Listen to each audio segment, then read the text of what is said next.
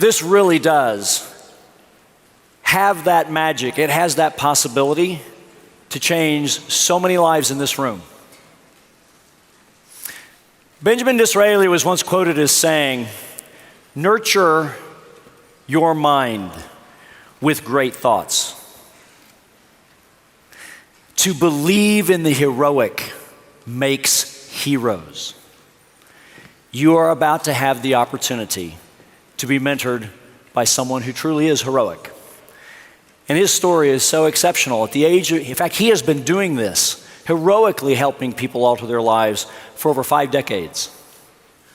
At the age of 26, he was introduced to the book. We've all heard about the book. Napoleon Hill, most of us hopefully have read it. Napoleon Hill's Think and Grow Rich. At that instant, not only his, but unknowingly millions of lives were changed to such a great degree that they will continue to change millions more for decades and decades to come. You see, I don't know if you know the story, but Napoleon Hill was actually a reporter. And back in the day, Andrew Carnegie, who is a famous, extremely wealthy financier and philanthropist, realized he had something in him that made it possible. So he charged Napoleon Hill with the challenge of discerning and determining and then authoring and writing about and documenting the true principles and formulas of success. That's what resulted in the book. So by reading and being inspired by this book, already he was influenced by those two greats. And it led this next individual on a path of desire. It sparked him a desire to truly dig deeper and go further and learn everything that he could about success. That drive and that path led him to meet the individual known as the Dean of Personal Development, Earl Nightingale, and then, fortunately enough, was able to be mentored by him. Did so well that later they became colleagues. And now over the decades, this individual has taken that knowledge and then added it with so much of what he's learned since, and has gone out to change so many lives, not just in personal development, but in success coaching. In fact, through the Proctor Gallagher Institute with his partner Sandy Gallagher, they have literally inspired, motivated globally. Now, he was a legend long before so many worldwide knew him. Many of you may know him through his role in the movie The Secret. All that did was take an individual who had been a legend for decades and shoot him into superstardom so everybody knew him. Over the next 2 hours, as we close out the morning session, please open your mind, clear out all other thought, get the pen ready, make sure you've got fresh paper, because you have an opportunity to learn from someone who has led heads of state, others, innumerable massive executives to take companies to great success, and he's here to give what he knows to you so you can do the same for those you love. Ladies and gentlemen, get on your feet. Please bring to this stage in the GoPro way the one and only Mr. Bob Proctor!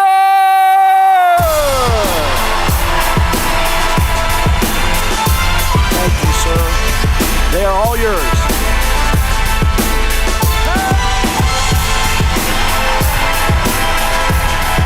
Greetings. Yes!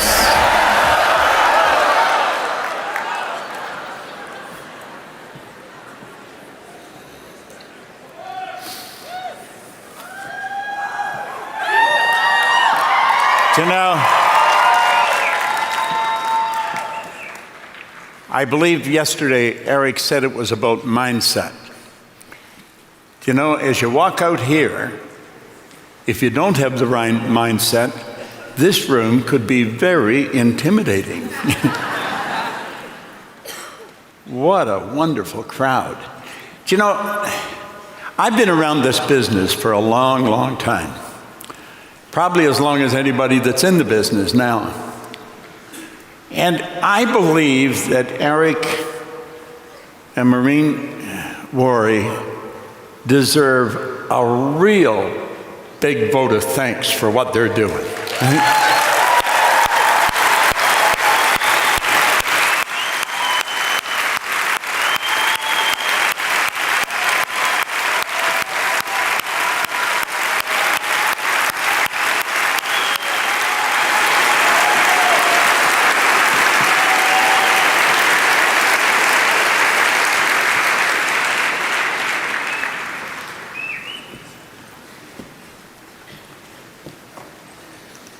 I don't know anyone else that has done as much as them from a generic training perspective.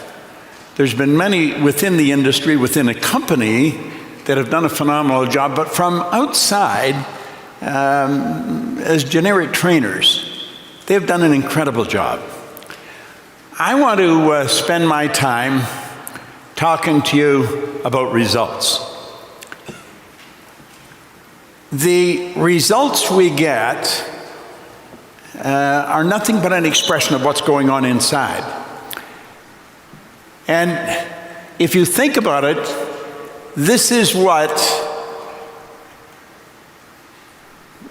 the Warriors have really focused on in helping you change your results. So as we go through here and talk about results, I want you to really think, how do results happen? Do they just happen? I don't think so. And yet, there's a very large group of people, the way they live, you would think that that's the way it is. It just happens. But results don't just happen. Results are the physical expression of what's going on inside. And if we let the outside control what's going on the inside, there's going to be nothing but a repeat performance.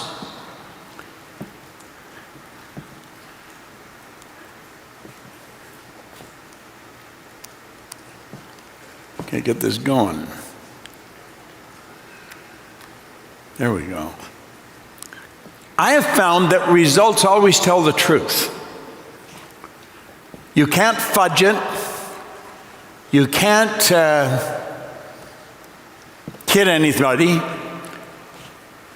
The results always tell the truth. We can blame everything under the sun. We can point our finger, do whatever we want. But the results tell us what's going on. And if we don't like the results, we're the only one that can change them.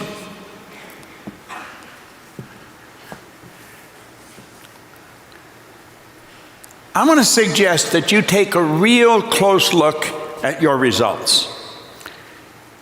As we go through this, then ask yourself, how do my results happen? I spent 9.5 years seriously studying, trying to figure out how we get the results we get. Now, I've spent over 50 years working at this, but really focusing on what was going on, it was about 9.5 years. I'm having trouble with the flipper here. It's probably the computer. Now, I think everyone wants to permanently improve their results. I don't think there's any exceptions to that. We will frequently see our results getting better, and then they go back again. We go ahead, and then we flatten out again. If we're going to change the results we're getting, it's absolutely essential we change our paradigm. And if we don't change the paradigm, nothing happens. Any change is temporary. It goes right back to where it was.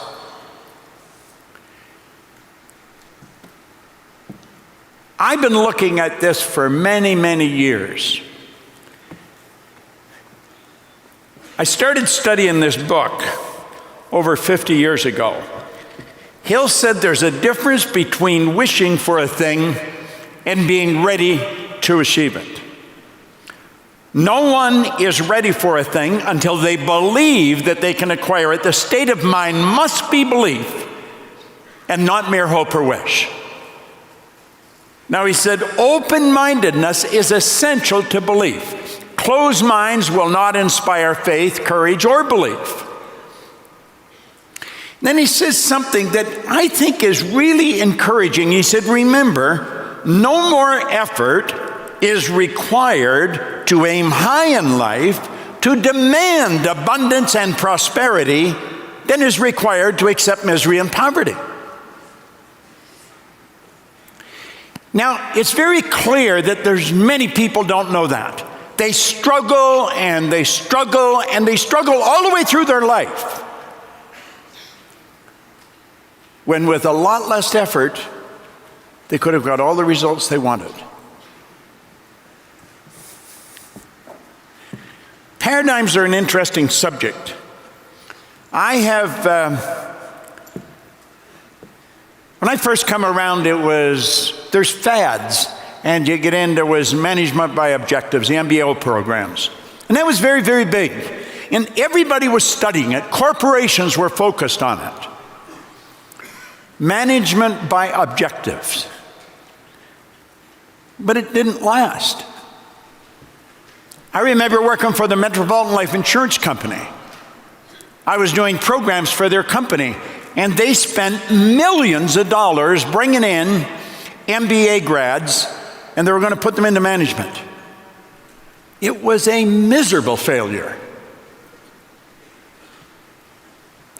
Then we get into transactional analysis. I'm okay, you're okay. And you could really get into that. But I have found if we don't go right back to the basics, what's going on inside that causes us to behave as we behave and get the results we get, nothing's going to change. We've really got to understand that. And so as I go through the time this morning, and I want to thank Eric for giving you as much time as he has, I'm going to try and give you some insight into that. I am not a motivational speaker. I have never even thought of myself as a speaker. I've never belonged to a speakers association. If anything, I see myself more as a teacher and a researcher. I just love studying this subject of why we do what we do and why we don't do many of the things that we want to do. And so in the time that I've got this morning, I want to go into that.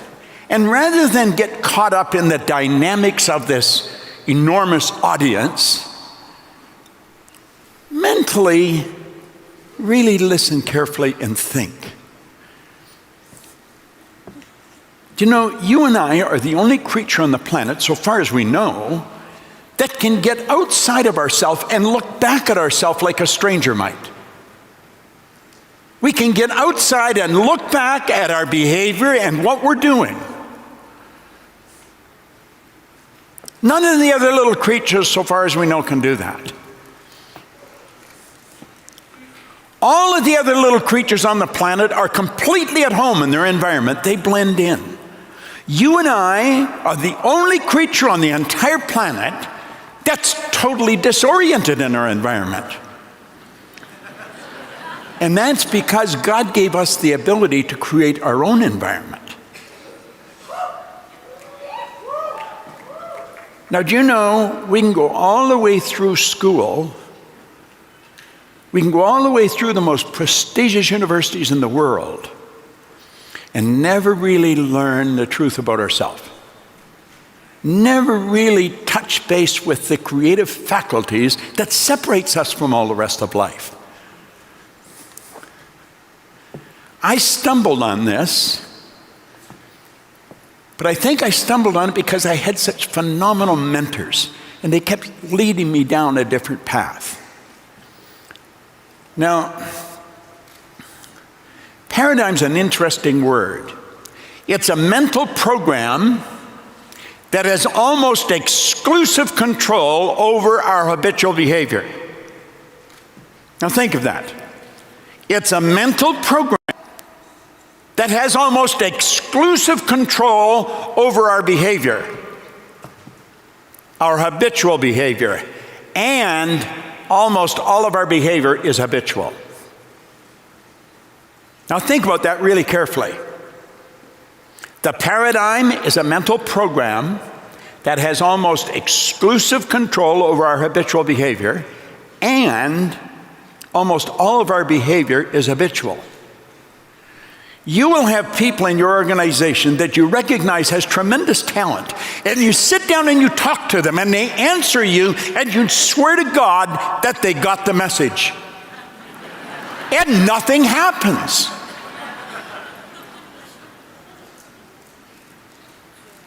And your spouse will say, I thought you talked to them. You'll say, I did.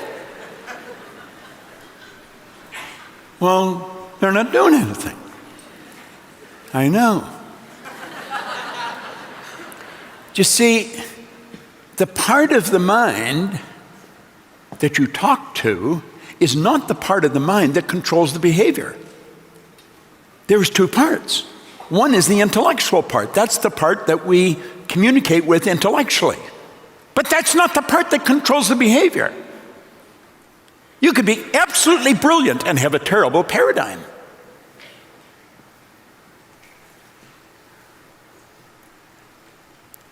There's no point in struggling trying to change the results. I think Buckminster Fuller put that very well. He says, you never change things by fighting existing reality. And you know something? There's a lot of network marketers that are fighting existing reality. But of course, there's a lot of people in life that are fighting existing reality. He said, to change things, you've got to build a new program that makes the existing program obsolete. I've given all these slides to the worries, and if you're trying to copy them, they can give them to you somehow or another.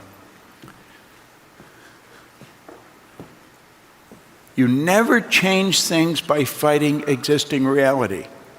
Let that sink in real deep, because many times you and I are fighting existing reality.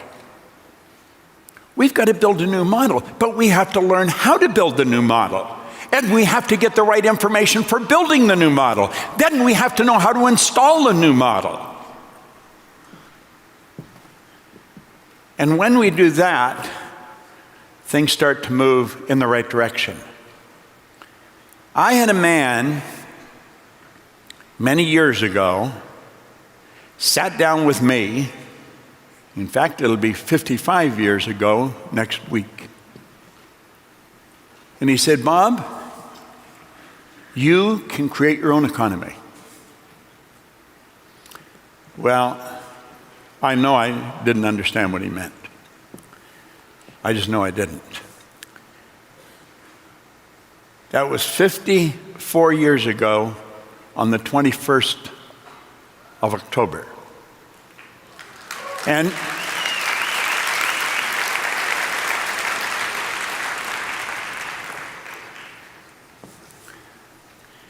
he gave me this book.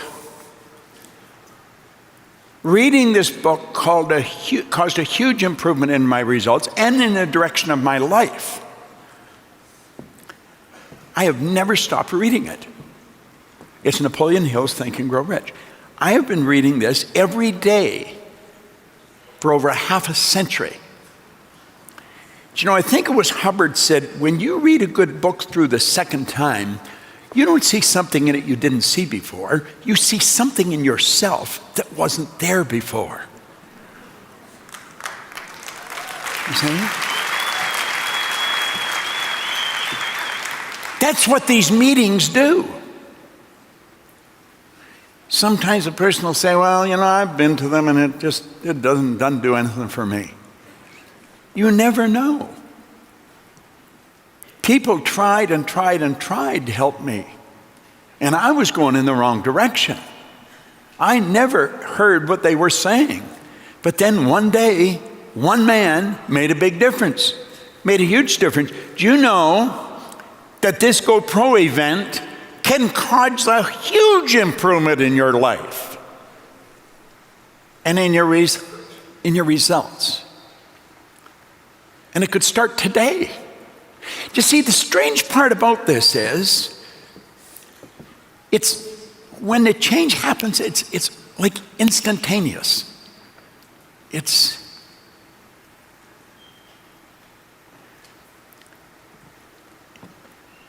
so strange how it works.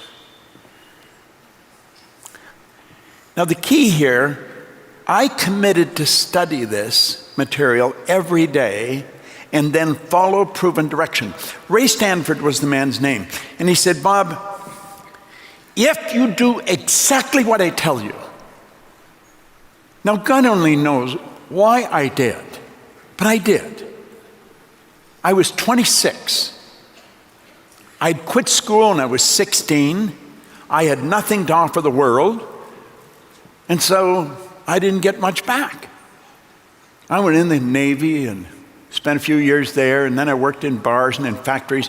And I was sitting in a fire hall in Toronto when he sat down and talked to me. And if we don't follow the direction of someone that is demonstrated by results, they know what they're talking about, the odds of us winning are pretty slim. Now, I understand this week there were a few hundred people in here that 6- and 7-figure incomes. They know what they're talking about insofar as earning money, 6- or 7-figure income. So it would only make good sense to sit down with one of them and say, tell me exactly what to do. And then go and do it. That's what I did. I don't know why I did, but I did. And you know what it takes? He told me, he said it takes discipline. And I was in the Navy, and they had me running around the parade square with a rifle over my head for hours. That was called discipline. It was actually punishment. And the duty disciplinary officer seemed to have a sadistic streak in him. He just enjoyed doing it. And for a long time, I thought that was discipline. Discipline is when we give ourselves a command and then follow it. Now burn that into your mind, because I honestly believe without discipline, you probably stay where you are. It takes discipline. This I will do.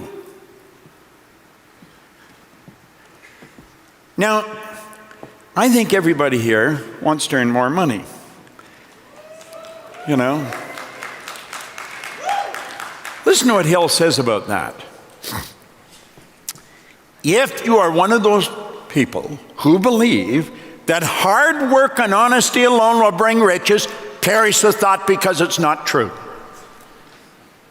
You see a lot of good, honest, hardworking people in your business, maybe in your organization, and they're not making it. They believe that just work hard, be honest. That isn't going to cut it. It's got to go further than that. He said, if you're one of those people who believe that hard work and honesty alone will bring riches, perish the thought, it's not true. Riches, when they come in huge quantity, is never the result of hard work. Riches come, if they come at all, in response to definite demands based upon the application of definite principles and not by chance or luck. You have to demand it of yourself. It's not anybody else's demand. We've got to demand it. It took me a long time to get that. It comes in response to definite demands based upon the application of definite principles.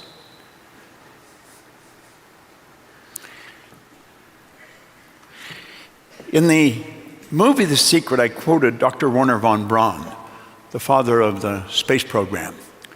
He said that the natural laws of this universe are so precise that we don't have any difficulty building spaceships, sending people to the moon.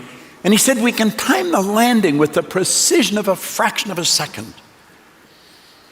He said these laws almost been set by somebody.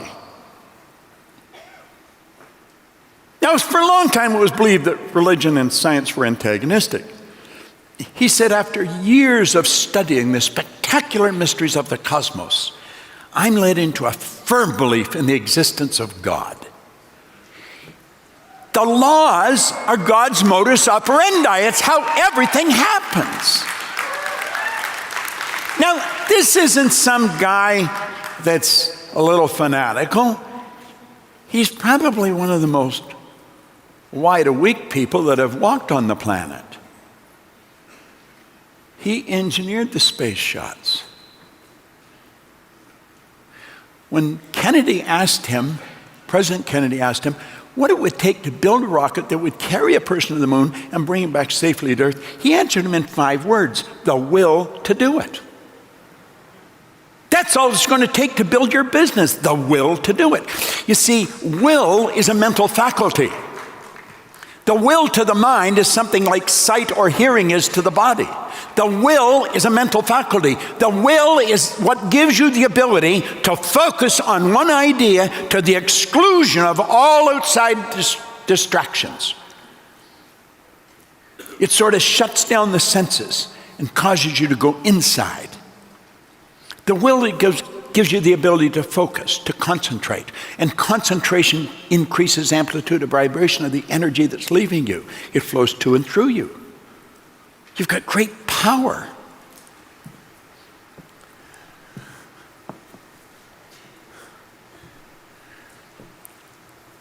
It was on October the 21st, 1961, that Marie gave me this book.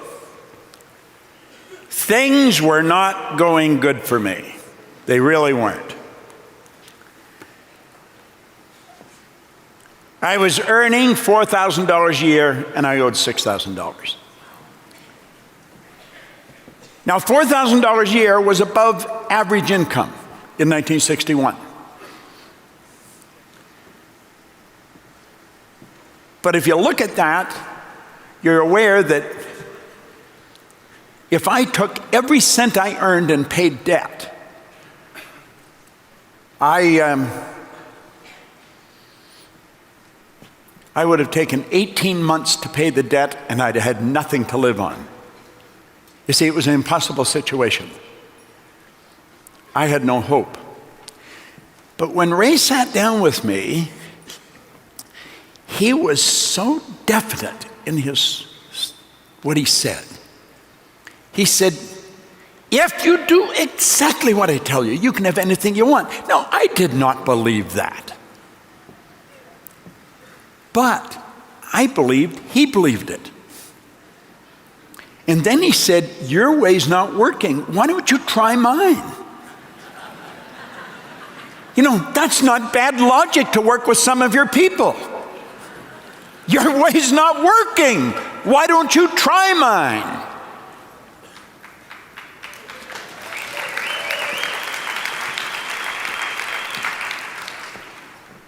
By October 1962, I was earning $175,000 a year. Now, think of this. I had taken my income and I had multiplied it by 43.75. It was almost 44 times what I was earning in a year. And you know something? You can do that. This is not pie in the sky. I was cleaning offices. I started washing floors to earn a couple of dollars.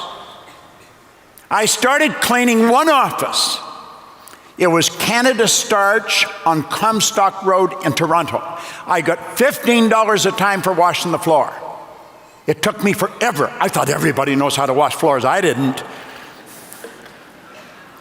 Then I got another contract for Kirby's Construction on Wicksteed Avenue in Toronto. It was $65 a month. Now, I had given myself a $100 a month raise because I washed the floor at Canada Starch twice a month.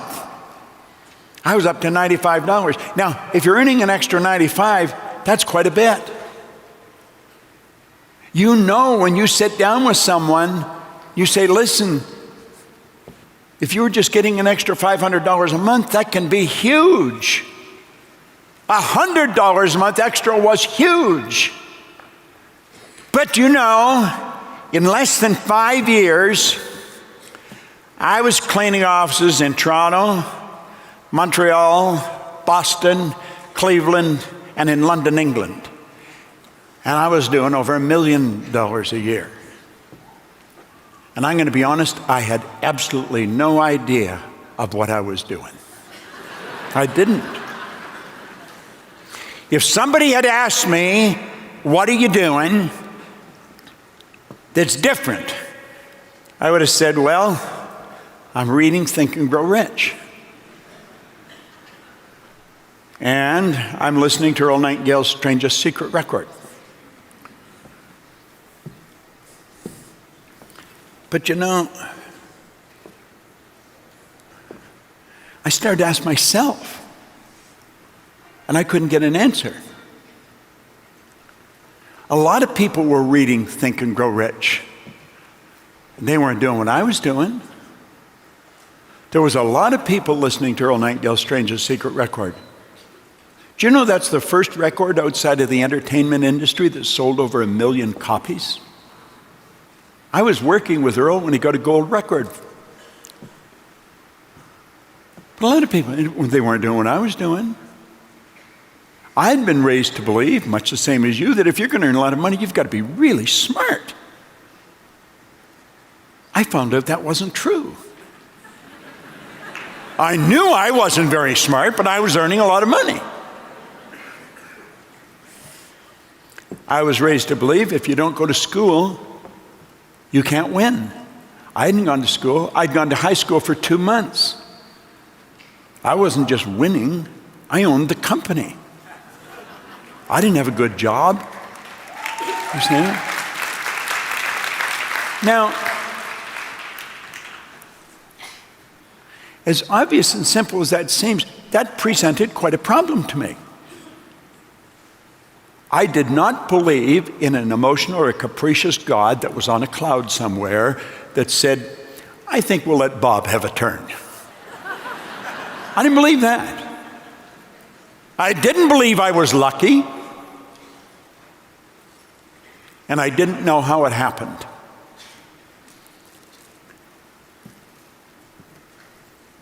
And for whatever reason, I suddenly became obsessed with the idea of what happened. And so I made up my mind I was going to study it. And I started to study. And I was listening to this record, and I found out where Earl Nightingale was. And I had salespeople listening to the record. Every morning we would listen to this record, same record every morning, so we weren't getting a different message, we were getting the same thing. And one day I said, I'd love to meet that guy. Bob Carson worked for me. And Bob said, no, you wouldn't. He said, what do you mean I wouldn't? I would. We said, if you'd like to meet him, you go and meet him. I thought, damn, he's right.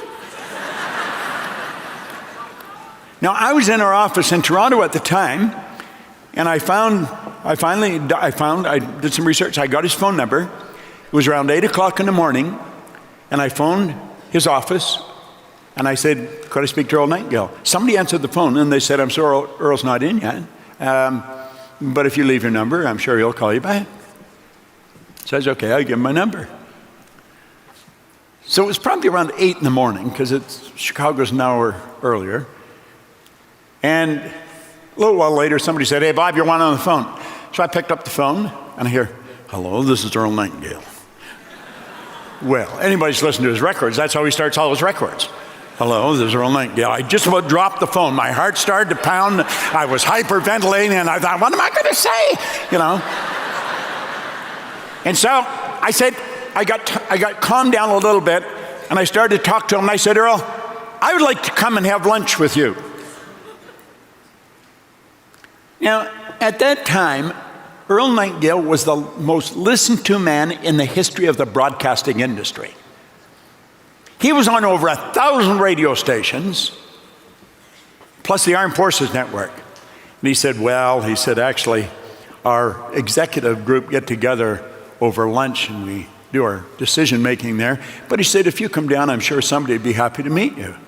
I thought, well, I don't want to just talk to somebody. And then the record started to play in my head, and I said, no, I don't want to meet somebody, I want to meet you.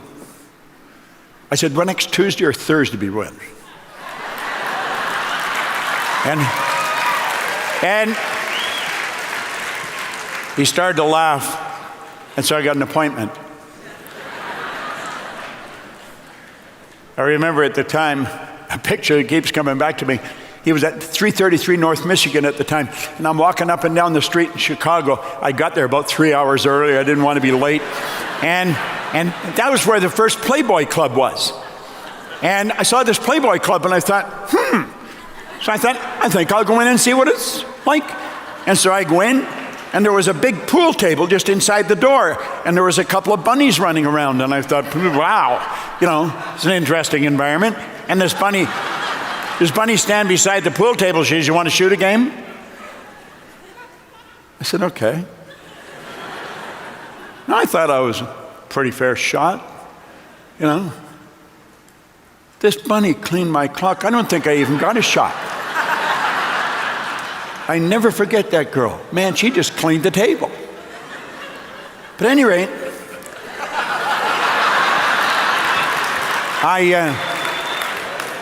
I've never challenged anybody to play pool since then, you know.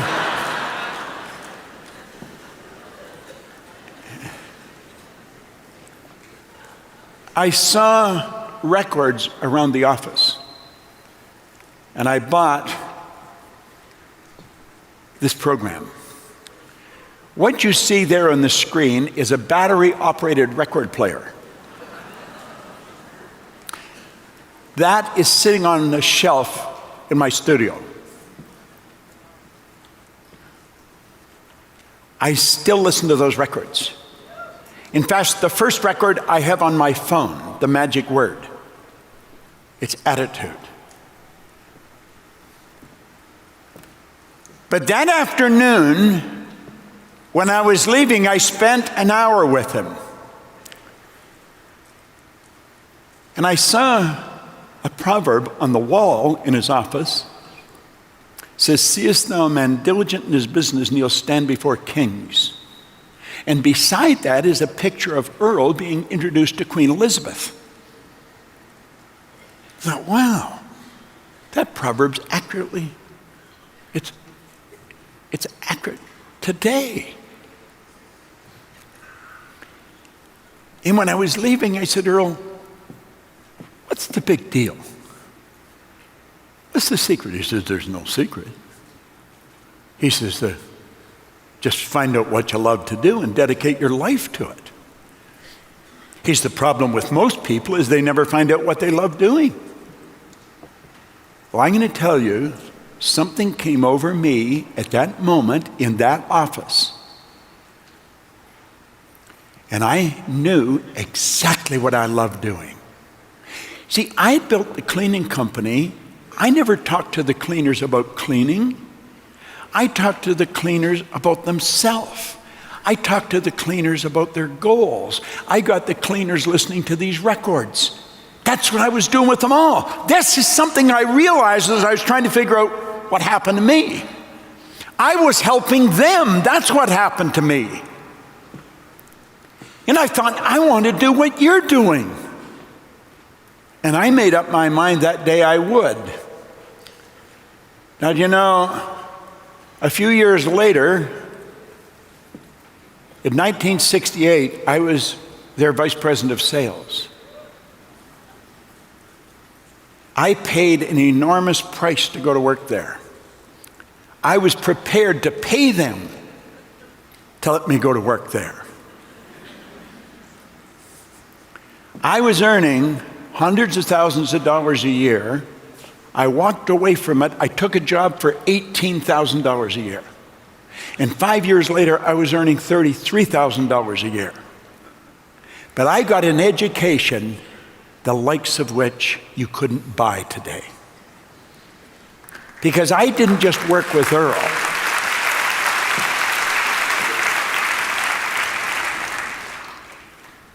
I had an office right beside his. And that gave me an office right beside Lloyd Conant as well. And Lloyd Conant was a phenomenal human being. And I got the opportunity to watch them. You see, I was there on a research mission. I wanted to watch them. I wanted to find out what made them tick. What was different about them? And I got to know Marilyn, their secretary. And if Marilyn ordered Earl a magazine, I got her to get one for me. If she ordered Earl a new book, I got her to get one for me. If Eric Hoffer or Lowell Thomas was coming in to see Earl, I did some research. And when they stepped out of Earl's office, I stepped out of my office. And I introduced myself, and I knew a little bit about them. And I asked if I could have a few minutes. Sometimes I got a few minutes. Some of them became my friends. I have never stopped studying the people that really make it happen.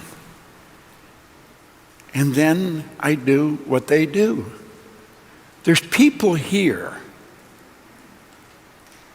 that really make it happen. Find out what they're doing and do exactly what they're doing. Because that's what I decided to do. Now, there's just two things that you have to know to build your business. You have to know where you are, and you have to know where you're going. This is not rocket science.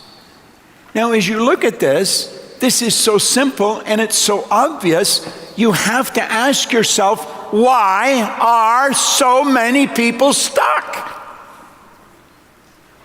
And you know that most people are stuck. And you just have to know where you are, and you have to know where you're going. Now, I think the obvious answer is they don't have a goal, but I don't think that's the right answer. I think that's the obvious answer. They may not carry their goal like I do on a card in their pocket. They may not have really articulated what it is they're going after. They may not write it out clearly. It may not even have it in writing, but I think they want something.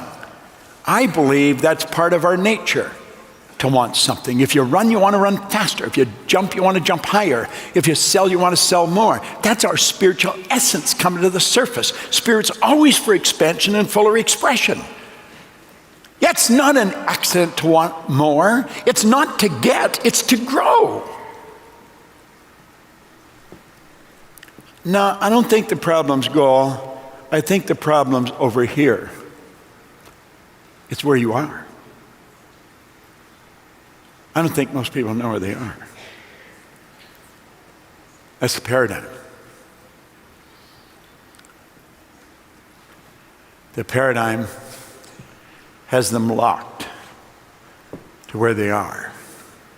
Joel Barker wrote a book on paradigms around 1990. He said, to be able to shape your future, you have to be willing and able to change your paradigm. Now, you might be willing, but maybe you're not able. Why wouldn't you be able? Because you don't understand how they're formed, and you don't understand how to change them. So you could be willing, but not able. Do you know what GoPro is all about? It's about changing paradigms. That's really what it's all about.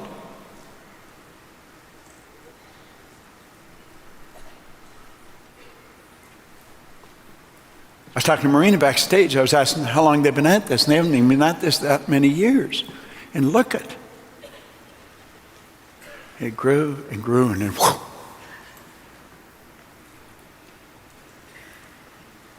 They're doing a lot of things right. What are they doing? They're providing a phenomenal service. Now, what are paradigms? Paradigms are a multitude of habits, but really clearly get this. They're other people's habits that have been passed down from one generation to the next.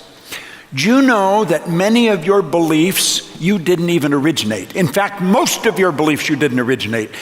You inherited them. They've been passed down from one generation to the next. There's an area in Toronto called Regent Park. I remember back in the 60s, Regent Park was a bunch of old houses that were falling apart. And the city came in, took over, ripped all the houses down, built beautiful apartment buildings, and put the people in the apartment buildings. You know what the people have done? Wrecked the apartment buildings.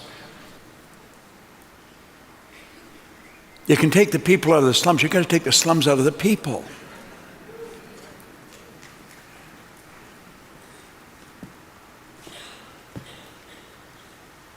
Do you know a poverty consciousness is passed down from one generation to the next? It is. If you're stuck, it's the paradigm. And if you don't figure out how to change it, the odds are you're not going to change it. Just going to the meetings doesn't do it, because you go to the meetings and it doesn't happen. You see that. You've got to go to the meeting with a plan in mind. When you come here, you ought to be searching for one thing: a person that does many times better than you, and then you want to get to know them, build a rapport with them, find out what they're doing. I was talking to Presley backstage. If you're in Dallas, doesn't matter where you are, you should talk to him. Say, could you tell me 4 or 5 or 6 things that if I did them religiously, I'd build a business? They could tell you. He could tell you. But we don't do that. We hang out with a group of people that are all trying. They're nice people. And you're brainstorming how you're going to do it. Carlyle said he did not believe in the collective wisdom of individual ignorance.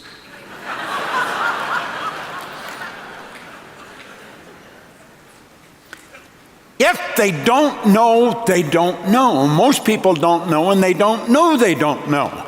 Let's stop and think.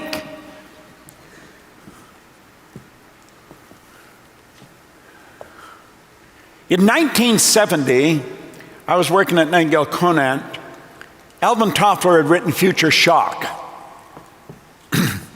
Future shock is when there's prediction of a phenomenal change in the future. It's future shock. Now, some of you remember when that book came out, and he made predictions of what was going to happen over the next 40 or 50 years. And some of the predictions were just so far out there, you'd have a difficult time believing them. But now if you look back and think, I'm talking to someone through this camera because this is being streamed on all different continents. It's all over the world. This was unheard of back in 1970. And I think you were wise tuning into this. Do you know what he just said recently? He said the illiterate of the 21st century will not be those people who cannot read and write, but those who cannot learn, unlearn, and relearn.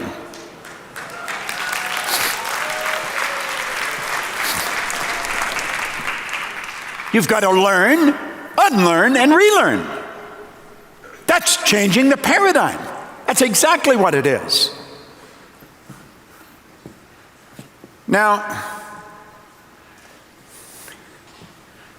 in 1970, Eric Hoffer was awarded at the Nightingale Conant. We put on a Human Resource Congress. He was awarded the Human Resource Award. Eric Hoffer was a longshoreman who never went to school, but he always had a library card. He was a phenomenal author. He's gone now, God bless him, but he wrote, there's a little book he wrote, you should get it. Your library's incomplete without it. It's called The True Believer. It is so good. Yet he said, in times of change, the learners will inherit the earth. Well, the learned find themselves beautifully equipped to deal with a world that no longer exists. My goodness, is that true today? That was in 1970. The world was going through phenomenal changes, but they're nothing compared to what is today. In times of change, the learners will inherit the earth, while the learned find themselves beautifully equipped to deal with the world that no longer exists. Think of the people you know who are absolutely brilliant and they're not making it. You think, how come? Well,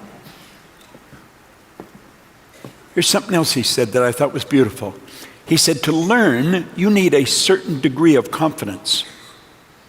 Not too much and not too little. If you have too little confidence, you think you can't learn.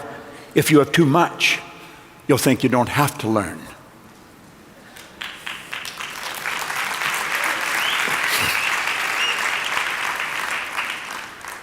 I am a super serious student. I study every day. I study the works of the masters. I really do. And I have a plaque on my wall. It's by Michelangelo. He said, "I am still learning." We're dealing with infinite knowledge. There's no end to it. Whatever we've got, we're scratching the surface. We've got to stay current. If we don't stay current, we're going to fall behind. I'll be 82 on my next birthday.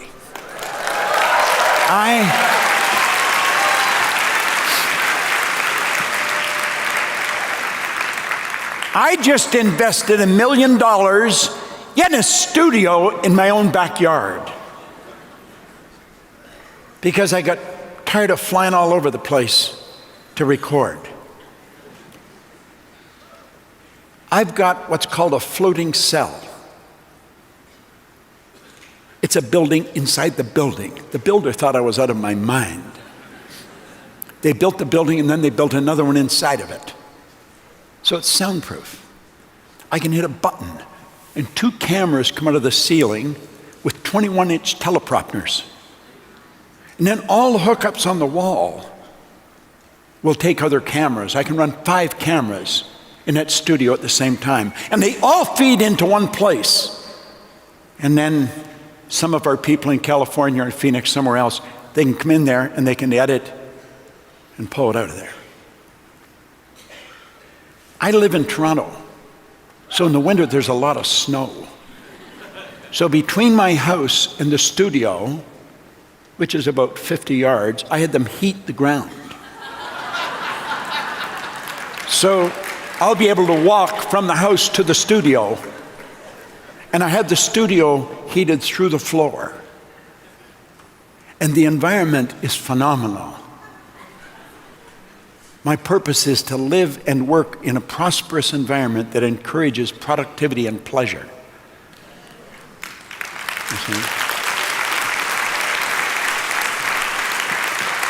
Now, I think, Eric, you said it yesterday. It's about mindset. And it is about mindset. Now, prior to showing you this, and I'm not going to tell you this to impress you, but to impress upon you, that you do not have to be a psychiatrist to understand this. You do not have to be a psychologist or a behavioral scientist. I'm an ex-office cleaner. But the lady that's the chair of psychiatry in Toronto said she never met anyone that knew as much about the mind as I do. Dr. John Mike, who owns the Montessori school down in Lauderdale, a psychiatrist, he said, I taught him more about the mind in 1 year than he had learned in 4 years of medical school and 5 years of psychiatric training. I always find this amazing because I'm just teaching them what a good doctor taught me. We had a man, Abdullah, come over to Toronto for a matrix program we run that's 6 days. And he said he had been practicing psychiatry for 16 years. He'd learned more that week. I'm going to share with you what I've learned. And this is broken down so simple that you can teach this to a child. And if you have children, try and understand this, because I have people saying all the time, how do you teach this to kids? The same as I would teach it to you or you to me. Quit thinking of them as kids. Start to think of them as little people. And the only thing they lack that you've got is experience and vocabulary.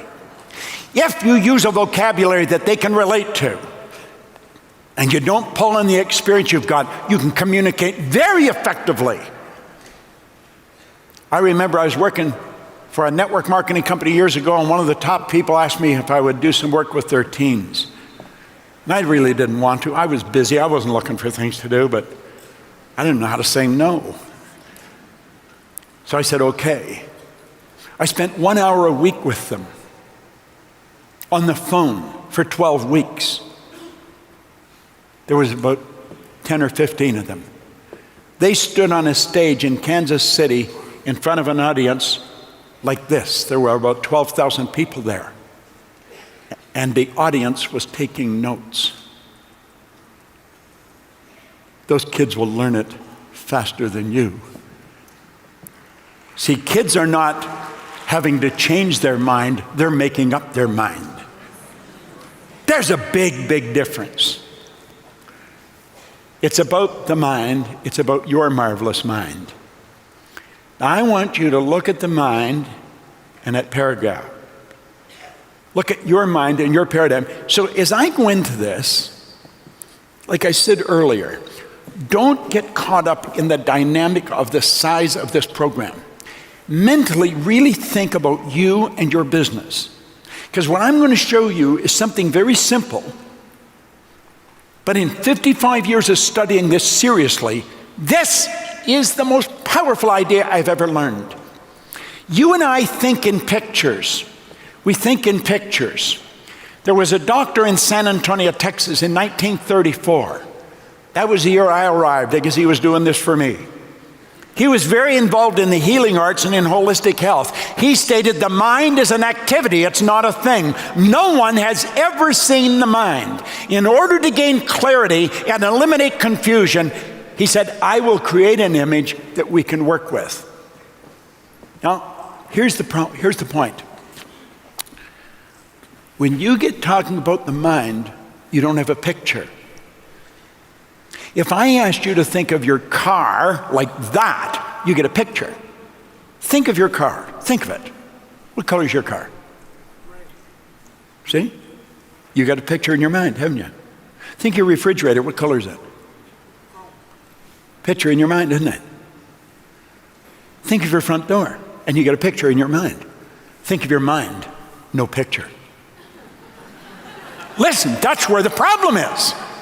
You know what most people, they see the brain. The brain's not the mind any more than your fingernail is. Your brain is part of your body. Your brain is an electronic switching station. Your brain is the most phenomenal electrical switching station that's ever been designed. And no one knows how to duplicate it. When you think, you activate brain cells. The brain doesn't think, you think with the brain. There's a big difference. It's reported we've got Albert Einstein's brain in a jar somewhere in New Jersey, but it's not doing anybody any good because Albert's not with it. You see? When you think, you activate brain cells. When you activate the brain cells, you change the vibratory rate of your body. Your body's an instrument. Your body's a mass of molecules and a very high speed of vibration.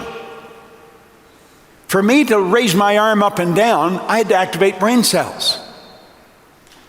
The brain is the electronic switching station. When a person has a stroke, the blood stops going to a part of the brain, and the brain is the greediest part of the body when it comes to blood. And because the blood stops going, the brain cells are dead, and the arm just hangs loose. Why? The electronic component to move the arm is not working. You know what we found? We can educate other cells to do what the damaged cells could no longer do, and now you're seeing people gain the use of their arm back again. Yeah. That's called patterning. Now, like I said, this is the most valuable idea I've ever learned. Fleet said, if there's a problem in the body, it exists in the mind. I could paraphrase that. If there's a problem in your organization, it's in your mind. If you're going to change your organization, you've got to change your way of looking at it. Let that represent you. That's your mind and your body. That's the conscious mind, the subconscious, and the body. Now, without question, this is the most valuable idea I have ever learned. Because when I look at you, that's how I see you. I see the top half of your head as your conscious mind. That's where your intellect is. And that's what you're communicating with. Hooked up to the conscious mind, you have your sensory factors. You can hear, see, smell, taste, and touch. And your sensory factors are hooked up to your conscious mind to help you correspond and communicate with your outside world. Do you know what our problem is? We live through them. We let the outside world control what's going on. We've got to stop that. We want to use the sensory factors to look and see what we have been doing and then work at changing it inside. But we don't let the outside control us. Now let's go and look at this. I found this on the internet. I love it. The most powerful paradigm shifting tool on earth is the human soul on fire. When we wake up, yet we start to see ourselves the right way. Wow, there's no slowing us down. It just keeps getting better. Now, let this drawing represent you. You've got your conscious, your subconscious, and your body. Your conscious mind is your thinking mind. That's the part of you that can think. I'll tell you something I know. I don't know this from talking to Eric or Marina. I know by observing what they're doing. Their thinking about their business has changed over the past couple of years. I don't have to ask them. I know it. If the thinking hadn't changed, you wouldn't be in this ballroom. Your conscious mind is your thinking mind. Do you know that thinking is the highest function that we're capable of? Do you know that thought energy is cosmic energy? It penetrates all time and all space. That's your educated mind.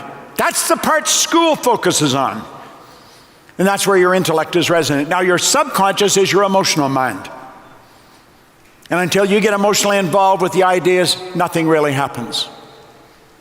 Now let's alter this a little bit. The conscious mind gives you the ability to choose. J. Martin Coe wrote a little book a number of years ago called Your Greatest Power. Your greatest power is your ability to choose. That is your greatest power. You choose to build the business you're building. That business you've got, it was your choice. You say, well, it wasn't my choice. Yes, it was. Or you wouldn't have it. You say, well, I don't like it. Well, then you better make another choice. You can accept or reject everything that comes to you. You know all this stuff you see on television about the economy? You don't have to accept that. Do you know in the very best economy, there's people that struggle. And in the worst economy, there's people earning millions.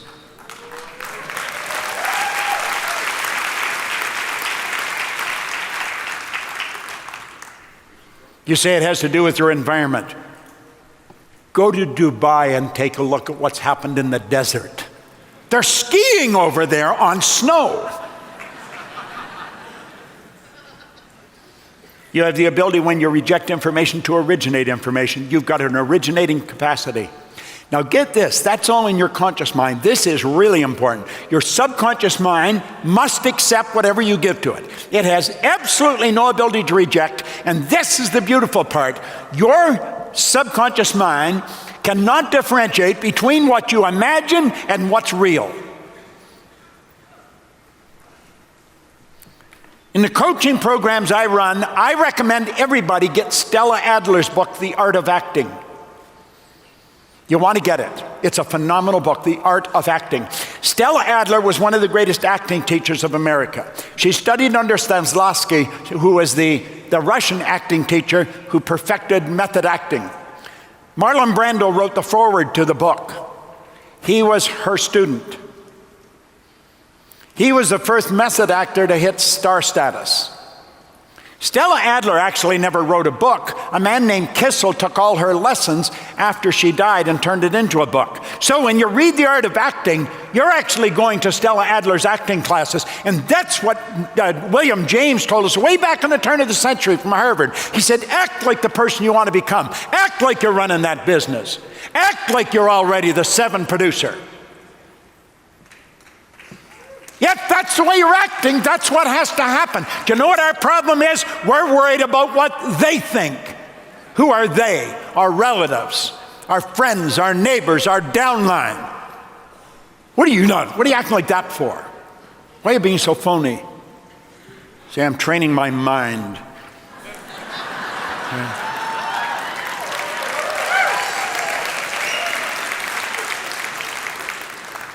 Okay, now with that in mind, look at this. Here you are today. You will get information coming into your consciousness of why you can't do things. You turn to the newspapers or the radio or television, and you're getting some bad information. Because you have a reasoning factor, the will is an intellectual factor, reason is an intellectual factor. Because you have a reasoning factor, you can think, and you can say, that's not part of my belief system, and so I'm going to reject it. But you know something? We don't do that. Why don't we do it? Because we don't think. And when we're not thinking, this is the way our mind is. Now, what I say about the subconscious, it has no ability to reject. It can only accept. It has no ability to reject. Why? That's part of the paradigm. We have literally been programmed to wander around like nomads. How did it happen? Well, let's go back to when we're a little child. Here we are as infants. This is how we arrived on the scene. Our subconscious mind is wide open. Do you know you can teach a baby any language? You can teach a baby any number of languages. You can teach a baby to read before the baby can talk. And when the baby can talk, you can give them a book on the CAT scan and they'll read it to you. Now you're saying, well, you can't do that. Well, then you probably wouldn't. But the truth is you can do it and it's being done. I have a salesperson in our organization who's Iranian. He came over here as a little boy, but he speaks Sufi. He married a girl from Mexico. She, of course, is fluent in Spanish. They live in Phoenix. They have 2 little kids. Those kids are fluent in Sufi, Spanish, and English. Naresh said, if I talk to them in Sufi, they answer me. If I talk to them in Spanish, they answer me. I have an associate that I did a lot of work with in Kuala Lumpur. And his little boy at 4 could speak 4 languages. They thought nothing of it. Children don't have the ability to reject. Where do you think you got your ideas about money? Where do you think you got your ideas about almost everything? That's where you got it when you were a child. Now look at this for a moment. You are being surrounded by things when you're a little kid, and over, that is where your self-image was formed. You had an image of you built before you even had the ability to talk. And you know something strange? That was just one idea. That's what's controlling your income right now. That's controlling your business. That's one idea. You put a multitude of them together and then you're out of luck. Look at this. Robert Heinlein wrote this book, Strangers in a Strange Land, way back in the 1960s. He was a science fiction writer. He said, in absence of clearly defined goals, we become strangely loyal to performing daily trivia until ultimately we become enslaved by it. Well, do you know that's a lot of people were programmed because that's the kind of environment they were raised in. And that's how their paradigm was formed. Paradigm is nothing but a multitude of ideas. And it's as strange as it sounds, we still like the same food we were programmed to like. We speak the same language. We believe in the same concepts. All our belief systems, we inherited them. And if you don't change that paradigm, baby, you're going to stay where you are. Now look at, school gave us valuable knowledge. However, school never taught us how to change the paradigm. Therefore, we frequently don't do what we already know how to do. Superior knowledge, inferior results, causes confusion and frustration. Let's go back to the model again. There's the books in the conscious mind. Now that's the model we learned as we were going through school. Do you know that model is still the way it works today? You come here, you gather information, you take the notes, and you say, I got it all figured out. If you don't change the results, you'll be coming back here next year earning just about the same as you're earning this year. Many of you are earning this year what you were earning last year. You think, what the heck's the matter? It's the paradigm. I don't care how much knowledge you've got. The knowledge doesn't turn into results. You see, if you've been in network marketing just for a short period of time, you already know what you have to do. You've got to sit down with another person, and you've got to find out what they want, and you really have to want to help them. You've got to care. Yet you've heard it many times. They don't care how much you know until you know how much you care. That's very common. Everybody knows that, even if you've only been around a couple of weeks. But you see, it's the paradigm that controls the results. And if you want to change the results, you've got to change the paradigm. And if you don't change the paradigm, it'll stay the same. That is why people keep getting the same results year after year after year. Now look at this for a moment. Here's a model that I put together of the organized educational model, which most of us are still following in corporate training. Here's the person, and here's the model. You go to school and you hear what the teacher's saying. You hear with your ears. And because you hear it, you gather the information. I got the note, I got it down, damn it, I got it all figured out. Then the teacher comes along, and they're going to give you a test. They want to know, did you learn it? Well, I'm going to tell you something. Memorizing it is not learning it. You can answer all the questions. You got all the knowledge, and you'll get the degree. You can have them right off the end of your business card. But that is not learning, baby. That is gathering information. Now get this. Gathering information isn't going to do you any good if you don't use it. Now you hear with your ears, look at, you listen with your emotions. You've got to let yourself get emotionally involved in it. You know those 6- and 7-figure producers that were here earlier in the week? They're the ones you want to be talking to. Any one of them. Doesn't matter which one. They prove by results they know how to earn 6 or 7 figures. Ask them, say, what are you doing? Just tell me what you're doing. What time do you start work? What do you read? How many people do you see? What kind of a presentation you put? Do you know the average person's presentation is pathetic?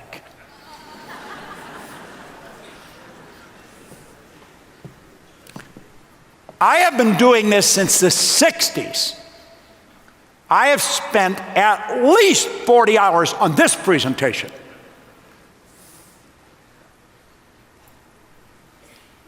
If you don't do it, you're not going to be any good. And you've got genius locked up within you. Now you listen with your emotions. And if you're listening, odds are pretty good you're going to learn. Now really let this sink in. Learning is when you consciously entertain an idea. You get emotionally involved in that idea. You step out and act on the idea, and you change the end result. It's the feedback from the change in result that's the learning experience. I did this, and that's what happened. I learned something. That's not gathering information.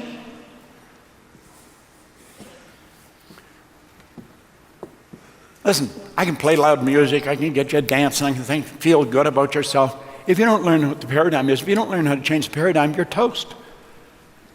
You're going to be the same next month as you are this month. See, when my income went from nothing to $1 million, I thought, what the hell's happening? How did this happen to me? I'm an ordinary guy that got some extraordinary information.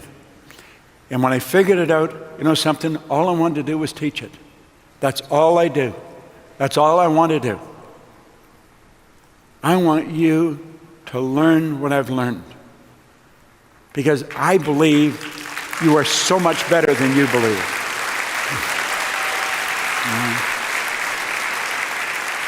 Now look here for a moment. Let these lines represent levels of awareness. Okay? A is aware of how to get the results B is getting, but B is not aware of how to get the results A is getting. Now think of this. A is aware. You could say the A's were the ones that are here earlier in the week. They took all week to come here. B is not aware of how to get the results A is getting. Why do so many of the B people get stuck and stay stuck? Why don't they go and ask the A people what they're doing? Well, they stay stuck because of paradigms, a lack of awareness. It's so wild and so misunderstood. You're going to make a decision. Now, watch this carefully, because I think this is important. I want you to look at the areas of your life that your paradigm has enormous influence over. This is really important. Now, everybody might focus on a different area, but every area is really important. Your perception is controlled by your paradigm. It is. When you're sitting down and talking to a person about the opportunity in your organization and they don't see it, they don't see it. You're going to help them shift their perception of what this is all about. Perception is your point of view. It's how you see things. Perception is something that's going on inside. Your paradigm controls your perception. Your paradigm controls your use of time. I remember one morning, I was speaking on a program with Earl Nightingale in downtown Chicago, and Earl come and said, "Do you want to meet for breakfast first?" And I thought, well, yeah, anytime I had a chance to be with him alone, I was there. And so we're having breakfast together, and I asked him, I said, this guy, he fascinated me. He did. And I said, "Earl, how did you learn to master time management?" We're sitting having breakfast. I can still hear his fork hit the plate. And he looked at me and said, "What are you talking about?" He said, "I never mastered time management. Nobody masters time management." He said, "Time can't be managed." He said, "I merely manage activity." He said, "I just carry a card in my pocket and I write on it at night the things I have to do tomorrow, the goal achieving activities. And when I wake up, I do them." And I thought, really? That's it? I've had these cards printed. And on the back of them is the last chapter out of As Man Thinketh. I read it over and over and over again. Calmness of mind is one of the beautiful jewels of wisdom. It's the result of long and patient effort in self-control. Its presence is an indication of ripened experience and of a more than ordinary knowledge of the laws and operations of thought. It's one of the most beautiful pieces of literature that you'll ever have. I read it every day because it's on the back of my to-do list. This was my to-do list to start here. You see? I carry them with me. Use of time. You don't manage time, you manage activities. Okay? Your creativity. There's nobody in this room that's more creative than another. We are God's highest form of creation. We're all the same. We've all got the same potential. It's what we do with it. Our paradigm controls our effectiveness. How effective are you? How effective are you in your business? It controls your productivity. And get this, it controls your logic. Have you any idea where we would be if the Wright brothers let logic control them? We wouldn't be moving around very fast. You know, all the people that have made breakthrough were illogical. Your paradigm controls your ability to earn money. Now look at this. Do you see that box around all those areas? They're like imaginary walls. They're imaginary walls that you just don't seem to be able to break through because the paradigm is controlling you. The second you make up your mind that you're going to change your paradigm, you don't have to change it. You just have to say, "I am changing it." That's it. You knock the walls down. That doesn't mean you're going to move, but now you can move. You can step out of there. You can do it. God, it's such a wonderful thing to be aware of. And I'm going to tell you something.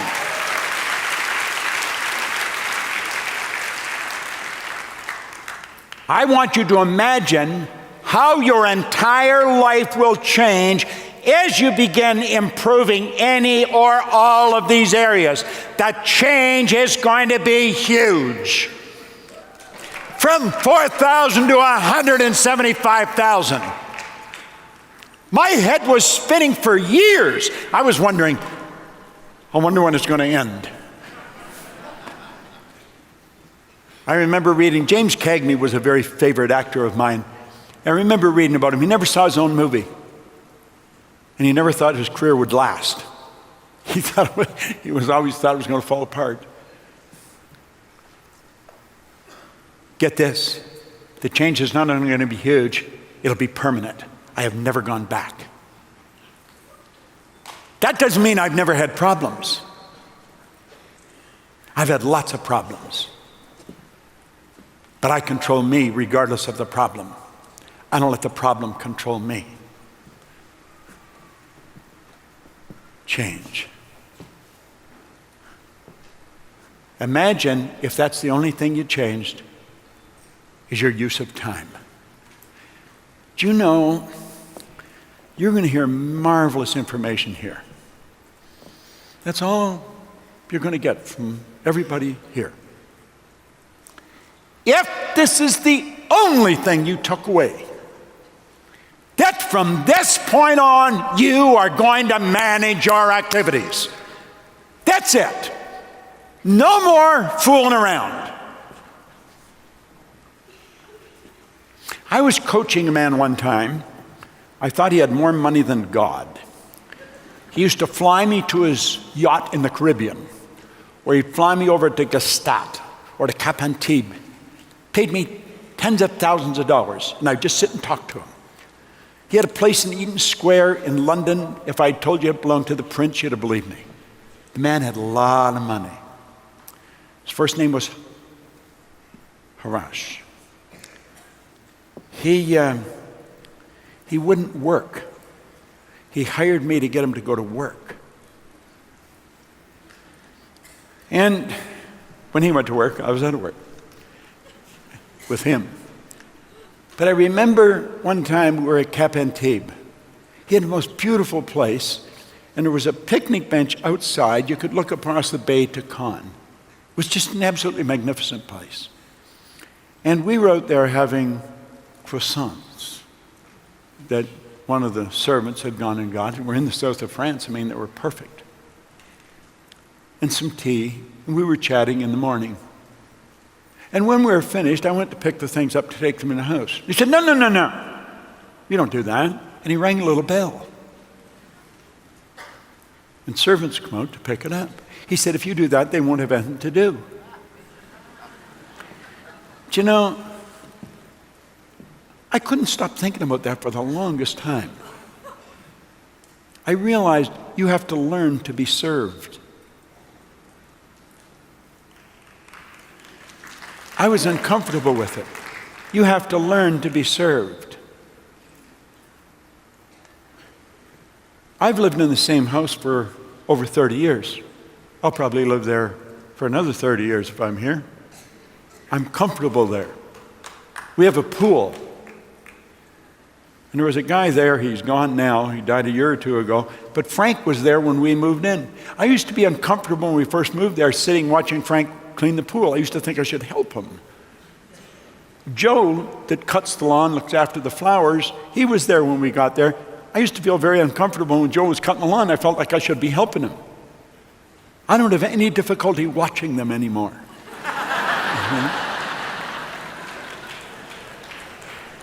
We have 2 housekeepers.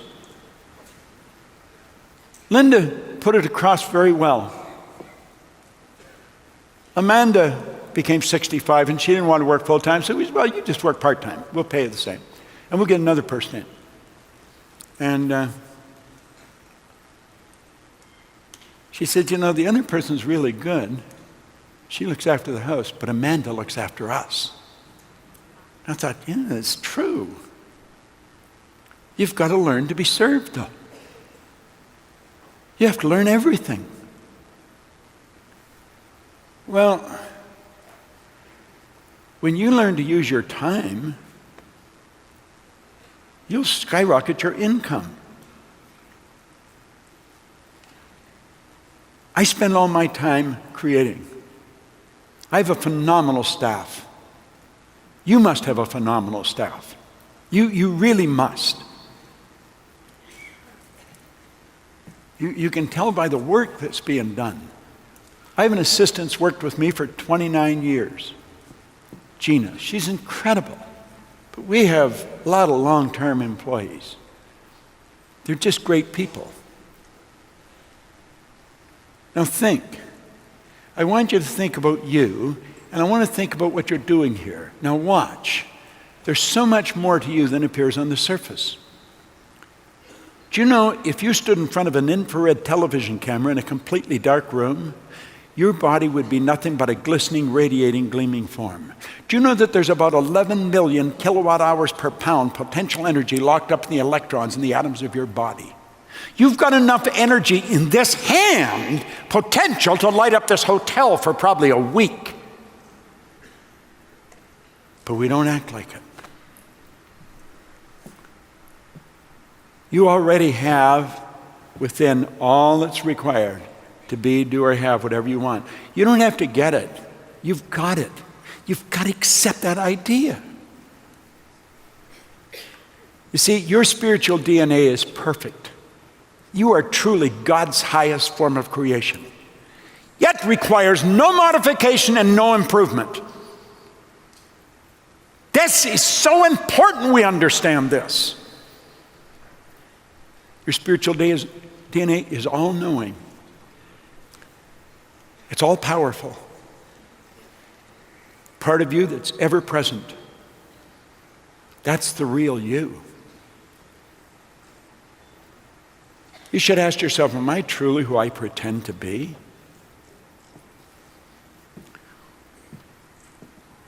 Where did the idea for the cell phone come from?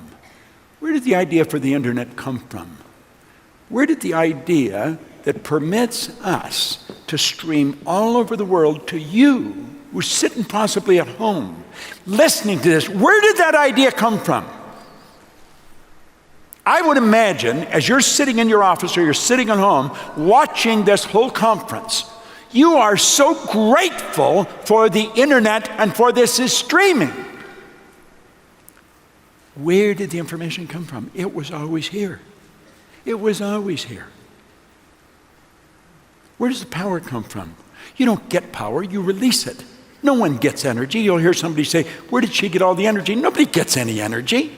All the energy there ever was or ever will be is 100% evenly present in all places at the same time. We release energy. I have more energy than most people half my age. Where do I get it? I don't get it. I release it. Desire is the triggering mechanism that releases the energy. If you don't have desire, you're going to drag yourself around.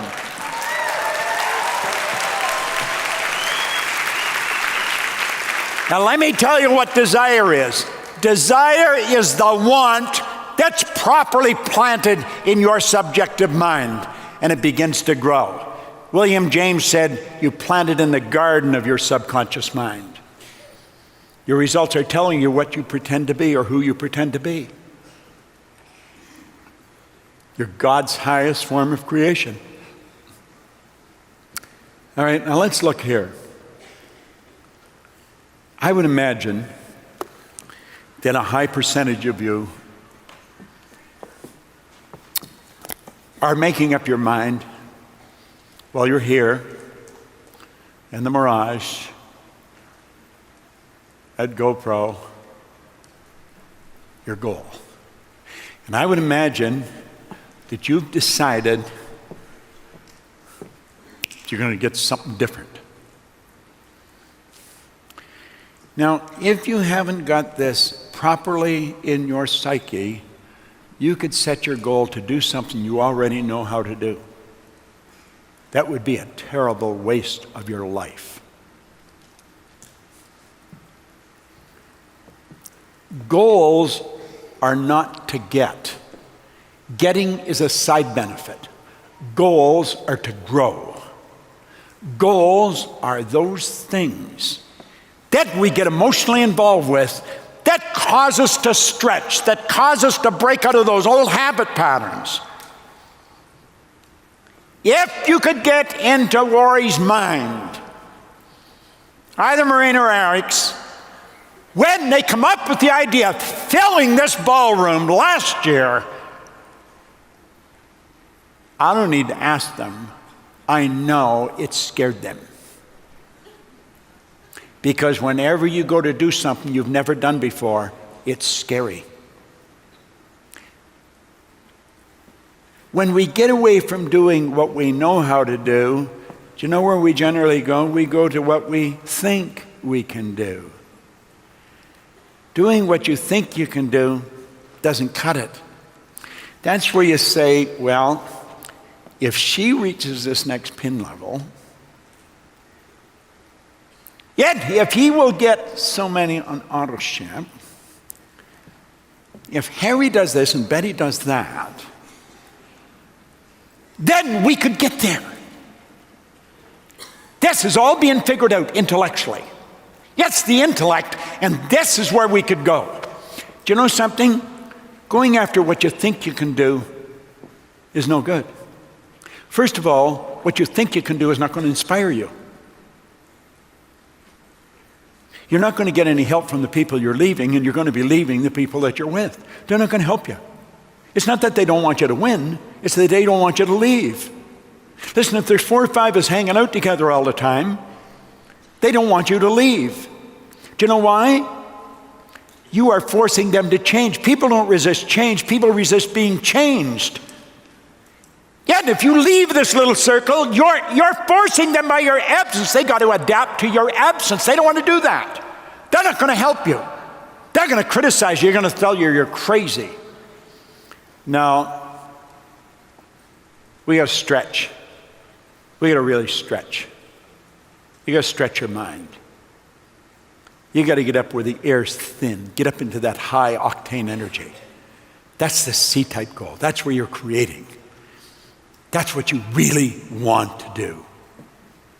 That's what you really want.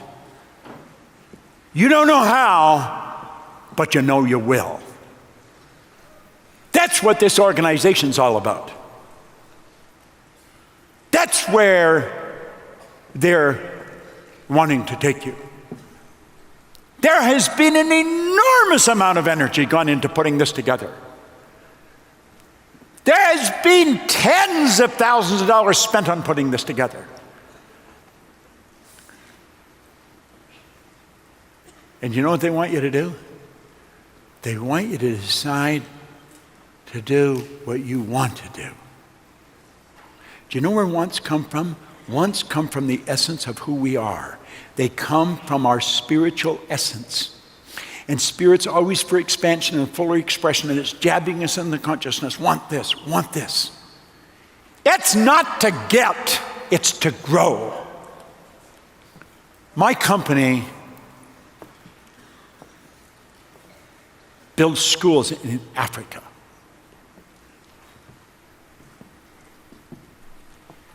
I have a business partner, Sandy Gallagher, and we made a decision, and we got the whole company involved.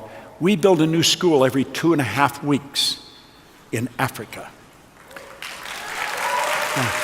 Wait a minute.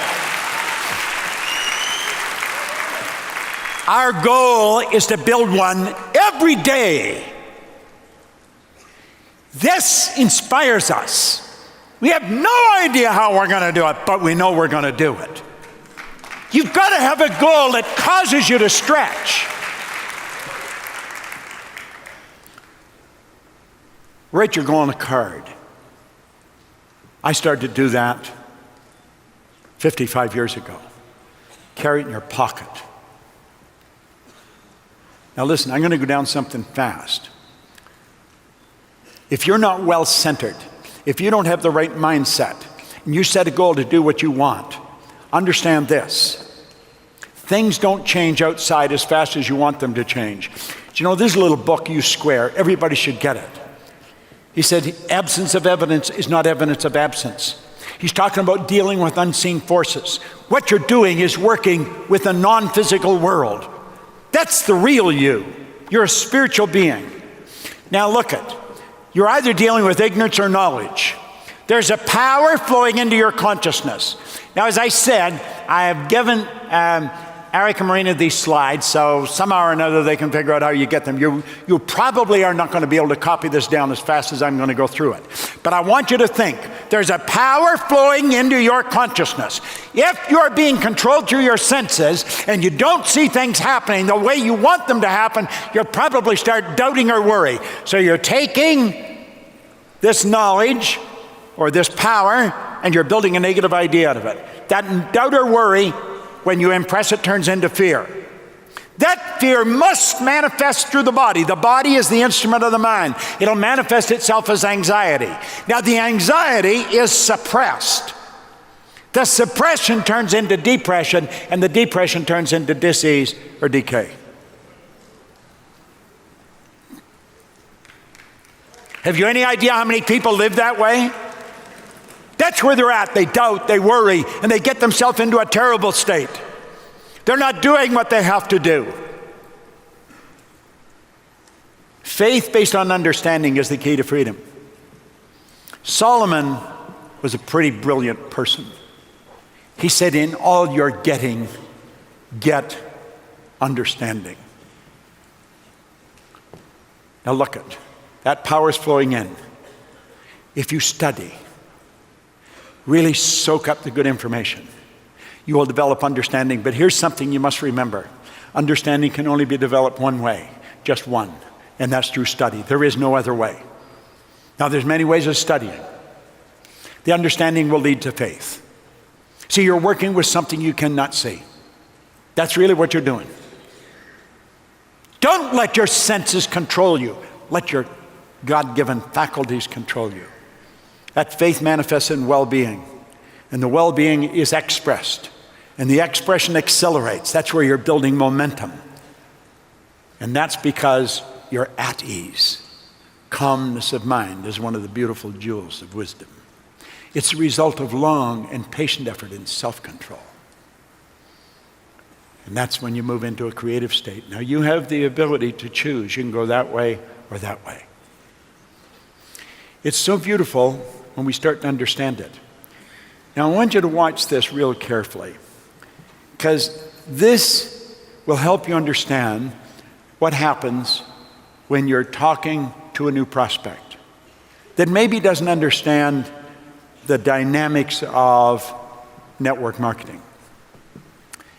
X will represent the paradigm. That is the conditioning in the subconscious mind. It's both genetic and environmental.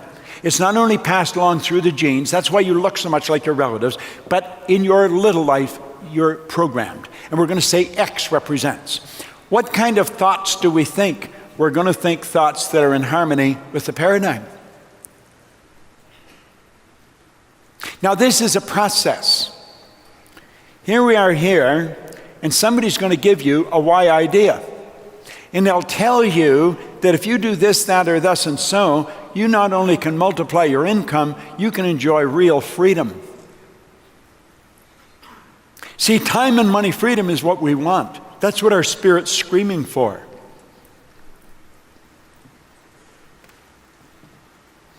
Yet when you start to explain it to them, their intellect grasps it and they like it. They say, I love this idea. But they're just intellectually involved with it. Their paradigm hasn't seen it yet. Now, I'm going to show you what happens. That idea has to be turned over to the subconscious. The Y energy doesn't mix with the X. And when you impress that idea, all hell breaks loose. That's where you hit the terror barrier. Worry, fear, anxiety strike just like that. And you go right back to where? To bondage. And you know something? That's where most people spend their whole life. You can help them get through that. You've got to help them understand why they're rejecting what you're offering. Because you sit with them and you draw them out and they say, yes, this is what I want. They tell you they want it. When you show them how to get it, they back away. Why? It's not their intellect you're dealing with, it's their paradigm you're dealing with. It's not in harmony with their conditioning. It scares them.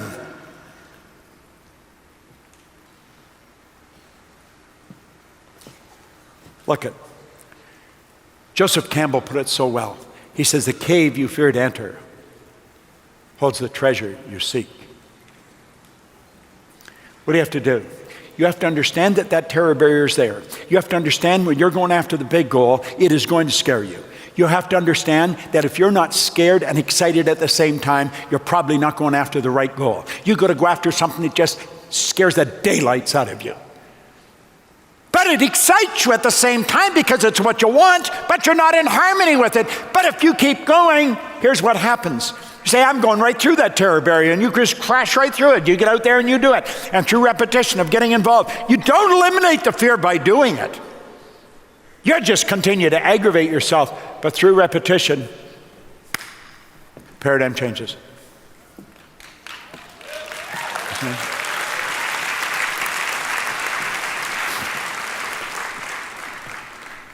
You go talk to some of the 7-figure income earners. They'll tell you,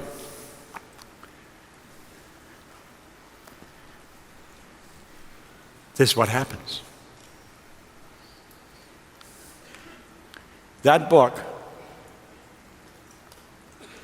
gave me the opportunity to win, but I had to study it. I have never stopped studying it. I've studied it now for many years. And here's something I've learned. There's a law of compensation. And the law of compensation is exact. And nobody can get around it. The amount of money you earn is always in exact ratio to the need for what you do.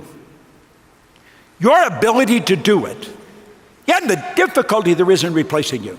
Is there a need for what you do? I don't care where you go in the world. I work all over the world. Everywhere I go, people want more. People want to figure out how to break out of this mental shell that they're in. Everywhere you go, doesn't matter where it is, there is a phenomenal need for what you do. So the need is there. You have nothing to do with it. It's there. Then it's your ability to do it. How good are you at it? How good are you at sitting down with someone, getting them to relax, getting them to leave the world they're in mentally and go to the one they really want to live in? How good are you at convincing them that you can show them the way? That's what Ray Stanford did to me. I did not believe I could have anything I wanted, but I did believe he believed it. He always had a big roll of money on him. He was a happy guy. He was healthy. I was unhappy, sick, and broke. He said, your way's not working. Why don't you try mine?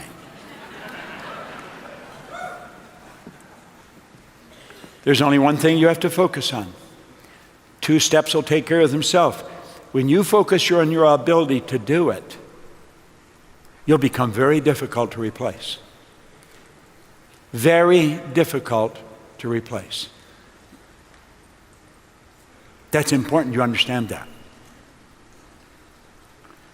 Now look at, there's only 3 income earning strategies, M1, M2, and M3.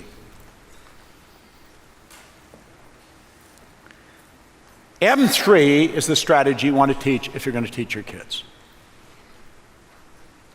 The others, one of them's not bad, but one's no good. M1 is the worst strategy in the world, and yet it's used by 96% of the population. The odds of a person being an M3 when you call on them are pretty slim. M1 is not a good strategy. It's where people trade their time for money. Now, there's part of our paradigm is to save for our old age. Save for a rainy day. I'll tell you what you'll get. You'll get a rainy day. But that's part of the paradigm. That is part of your paradigm. And so a person's trying to save, but they're not earning much, so they squirrel a little bit away of what they are earning at the expense of a life. They never drive the car they want. They never take the vacation they want. They never go they live in the house they want. When I fly out of Las Vegas, I'm going to fly out when I want to fly out. I don't phone to ask them when they're going. They ask me when I want to go. Do you know that that is a choice? That's a choice. And today I fly in the fastest thing in the air. And sometimes I'm all by myself. And I just up there and I work all alone. Costs a lot of money. But what the hell, it's only money.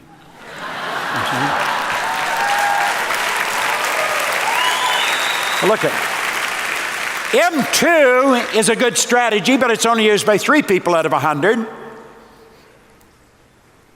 And that is because there's only 3 people out of 100 of any money to put to work. Now, M3, that's the winner. That's what you're involved in here. This is the strategy that you're involved in. Yeah, it's used by 1% of the population, but get this, baby, they are 96% of all the money that's being earned. And that is because you're setting up multiple sources of income. The ancient Babylonians understood this. Multiple sources of income. The real truth is, you can earn more money when you're sleeping than you can even spend when you're awake.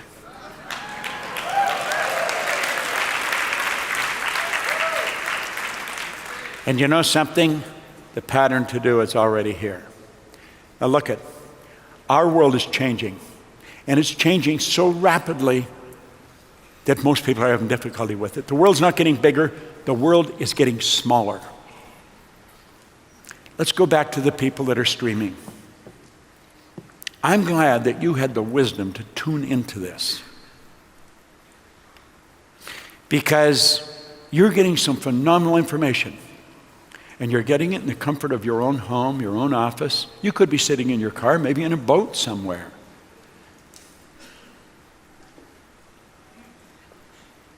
There's no end to what you're capable of earning. You can have business all over the world, and many of you do, through network marketing. Look at MSIs, you can set them up anywhere. Now, there's a certain truth about this.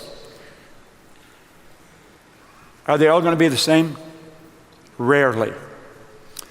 Everybody's looking for the heavy hitters. But you know, the ones that were here earlier in the week, they didn't need the ballroom for them. You want to make, next year, they do need a whole ballroom. Now look at, some of the people you bring in are going to build a big business and some a small business. But I'm going to tell you something that is in common with every one of them. The money is going to flow into your bank. And it just keeps growing if you're doing it right. And if you're not, you're going to lose. So basic and so misunderstood. What do you need? You need direction. Where do you get it? From the people that have proved by results they know what they're doing. I think Jesus put it very well when he said, by their fruit you'll know them. You don't have a hard time telling the people that really understand this business. All you have to do is look at their results. You need direction and you need discipline. What we say discipline was? It's the ability to give yourself a command and then follow it.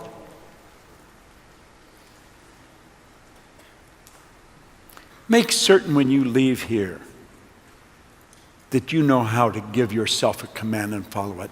Absolutely refuse to let the old paradigm control you any further. 26 years ago, or when I was 26, 55 years ago, 54 years ago next week. I don't know why. I honestly believe we're guided. But when Ray said, do exactly what I tell you, I decided I would. My life has changed so dramatically, and it continues to change. And I'm going to tell you something. I don't think I'm any better than anybody. And I know no one's any better than me. But I do know one thing. If I want to be better at what I do, I'm going to have to talk to people that know more than me. I love what I see here.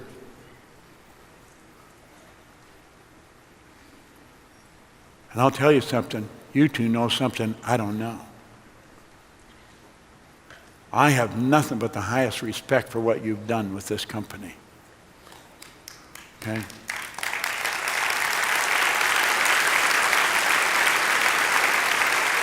With support, discipline becomes easier. And that's what this company's supplying. They're supplying the support. Now let's summarize. Let that represent you. And understand there's a phenomenal power that flows to and through us. It's flowing to and through us. And that's what thoughts are made of. You can think anything you want. And those thoughts will either be positive or negative. But you send them out into the universe and you impress them upon your subjective mind. Your thoughts cause your feelings, and your feelings are expressed with and through your body. In your actions. And you take a look at the composite of the three of them, thoughts, feelings, and actions, that's what produces the results. And that's what we call attitude. It's the composite expression of your thoughts, feelings, and actions. Now, I learned that from these recordings way back in the early 60s. I still listen to them every day. I literally play the records every day. Now, here's something we want to remember. Take this information and turn it into achievement. Achievement is after the fact. It's confirmation that the sacrifice, the effort, the visualization exercise you live with were all worthwhile. Your dream did manifest. Achievement then becomes the catalyst that inspires you to even greater achievement. I found something on the internet that I thought was so appropriate to bring this in for a landing with. I love it. Surround yourself with the dreamers, and the doers, and the believers, and the thinkers. But most of all, surround yourself with those who see greatness within you, even when you don't see it in yourself.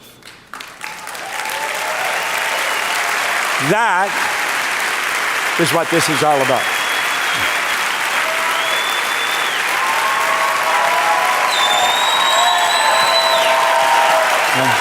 Thank you. Thank you. Thank you very much.